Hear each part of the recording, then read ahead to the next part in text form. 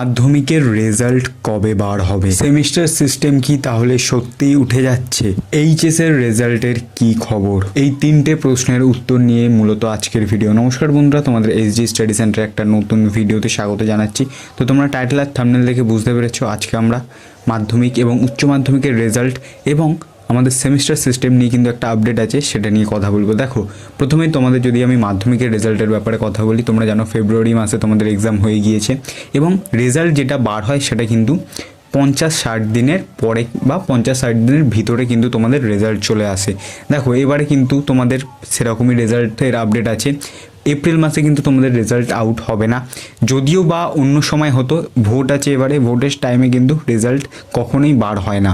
দেখো, তোমাদের result update বা রেজাল্টের তোমরা রেজাল্ট দেখার যে টাইমটা, যেটা নিয়ে কিন্তু আমরা প্রেডিক্ট করছি, সেটা কিন্তু তোমাদের মে মাসের কিন্তু সেকেন্ড উইকের ভিতর বা থার্ড উইকে তোমাদের কিন্তু রেজাল্ট তোমরা পেয়ে যাবে। অর্থাৎ তোমরা অনলাইনে দেখতে পারবে, দেন তোমরা কলেজ তোমাদের স্কুল থেকেও কিন্তু পেয়ে যাবে।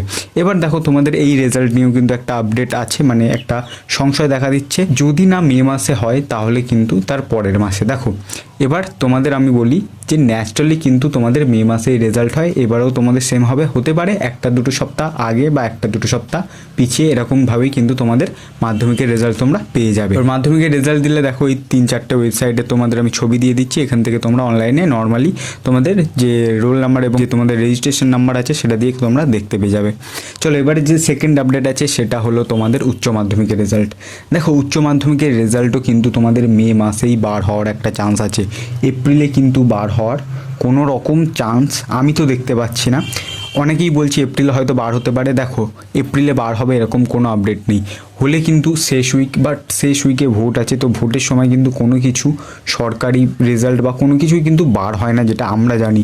হতে পারে তোমাদের হয়তো যদি মানে চায় বর্তমান বোর্ড, তাহলে কিন্তু বার করে দিতে পারে। বাট তোমাদের এখানে কিন্তু মের ফার্স্ট উইক থেকে সেকেন্ড উইকে একটা মনে হচ্ছে যে এই টাইমেই কিন্তু বার হবে তোমাদের যেটা এইচএসের রেজাল্ট। এবার কথা বলা যাক যে সেমিস্টার সিস্টেম নিয়ে।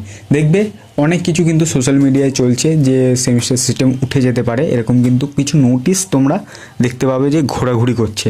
দেখো, সেমিস্টার সিস্টেম উঠবে কি উঠবে না সেটা নিয়ে একটা কথা বলি।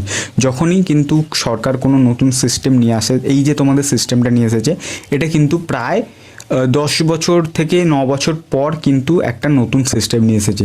তাই এই সিস্টেমটায় যারা প্রথম 1 বছর বা 2 বছর পরীক্ষা দেবে তাদের একটু সমস্যা হবে।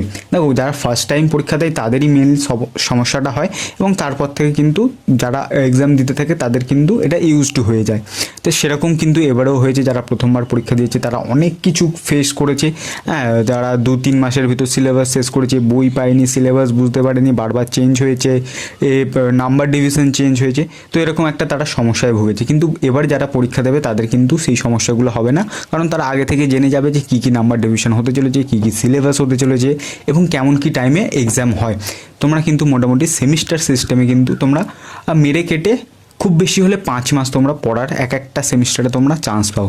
ঠিক আছে, তো সেমিস্টার সিস্টেম তোমাদের কিন্তু এখানে ওঠার কোনো চান্স নেই। হ্যাঁ, হতে পারে যে কিছু চেঞ্জেস তোমাদের হয়তো হতে পারে, কিন্তু কোনো চেঞ্জেস হওয়ারও কিন্তু কোনো এখানে আপডেট বলেনি, এবং আমার মতে কোনো চেঞ্জেস হবেও না। তাই যেমন সিস্টেম আছে তেমনই চলবে, যেমন সিলেবাস তেমনই চলবে, যেমন নাম্বার ডিভিশন তোমাদের তেমনই চলবে। তোমরা যারা নতুন মাধ্যমিক দিয়েছো এবং অর্থাৎ মাধ্যমিকে যারা রেজাল্টের জন্য অপেক্ষা করছো, তাদের আমি একটা কথা বলবো, কিছু সিলেবাস যারা সায়েন্স গ্রুপের আছো বা আর্টস গ্রুপেরও আছো, তারা আস্তে আস্তে পড়া স্টার্ট করে দাও। কারণ তোমাদের যখন সেমিস্টার সিস্টেম স্টার্ট হবে, তোমরা কিন্তু একদম 5-6 মাসের ভিতরে একটা এক্সাম হয়ে যাবে এবং হিউজ সিলেবাসে তোমরা বুঝতে পারবে না। তাই আগে থেকে যারা প্রিপারেশন স্টার্ট করবে তাদের কিন্তু ভালো রেজাল্ট হবে। দেখো, এই এতটাই আপডেট ছিল।